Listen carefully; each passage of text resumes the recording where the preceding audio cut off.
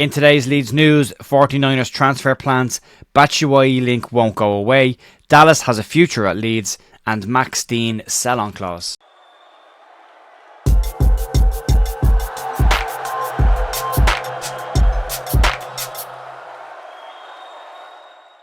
Morning folks, Jay here, Wednesday morning the 8th of May with your Leeds United news. Hope you're having a good week so far. Quick update, there won't be a news video tomorrow. I am flying to Rome. I'm part of tomorrow. I'll try and get something out for Friday though, and then something for the game at the weekend as we head into the playoff semi-finals. There's a little bit of news floating around. We'll crack on, we'll get into that, and we'll start off with the transfer plans from the 49ers for this upcoming summer. According to reports, the 49ers are planning on spending money this summer, even if Leeds fail to get promoted to the Premier League. Football finance expert Kieran Maguire has said that the American owners will fear a fan backlash should they not invest in the side in the summer.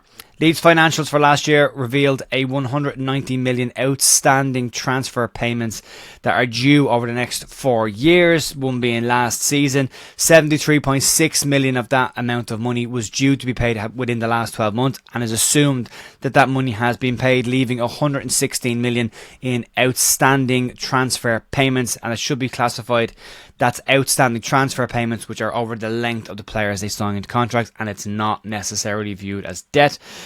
Leeds will expect to pay off that money within the next 3 seasons. Anyway, it is spaced over the next 3 seasons. But Leeds also brought in record revenue last season of 189.7 million, which will be down slightly on the next set of financials due to Leeds being in the Championship and losing out on the 100 million plus that they get in TV revenue in the Premier League. However, despite any worries people may have about this, Maguire reckons that the 49ers have ensured that the club will be in a position to spend this summer and add new players to the squad, and he has listed several sellable assets that the club have in order to do that, the bulk of them being the exiled players who are currently on loan. Maguire believes if Leeds can sell those players on, that will alleviate any kind of financial worry that Leeds would have next season.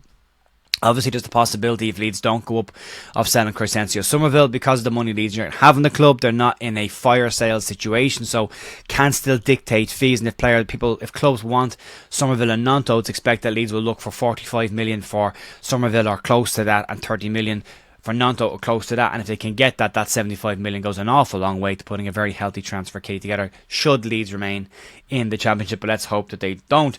Maguire, as I said, believes that the 49ers are too big of a brand not to invest again in the club this summer, and will give the appropriate amount of funds needed in order to help Leeds get promoted next season should they not get up through the playoffs over the next couple of weeks. And we'll have to wait and see how that one pans out. There's plenty of money in there. They can write off debt whenever they want to. There's money in the pool. People are asking what Will Ferrell joining the 49ers enterprises means in terms of transfer kitties. None of those people involved in the club directly put money into transfer kitties themselves. It goes into the investment pool, and the pool is what operates the transfer kitty and running of the club, and where the money comes from there. So a bit of clarification on that, but good to see that there is money there, and it will be spent in the summer should Leeds not go up anyway. Expect a couple of players to leave. I think we all expect that.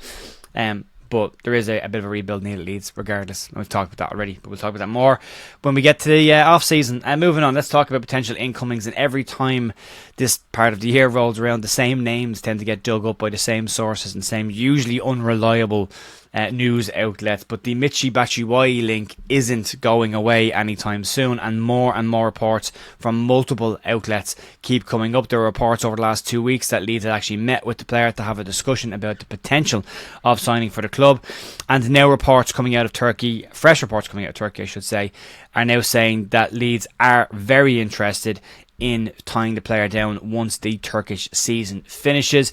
Leeds have said to have a firm interest in the former Premier League striker who played for Chelsea and Crystal Palace. According to Turkish outlet Photomac, Leeds will attempt to sign the player once this season in Turkey finishes, and we move into the summer. Batshuayi would be available on a free transfer due to his contract expiring this year, and isn't expected to stay in Turkey, and is said to be keen on leaving the Turkish league. The report does say that the experienced striker is an area Leeds are looking to add. We've heard Daniel Farke talk an awful lot at length about adding experience to the squad next season and what is badly needed in that squad.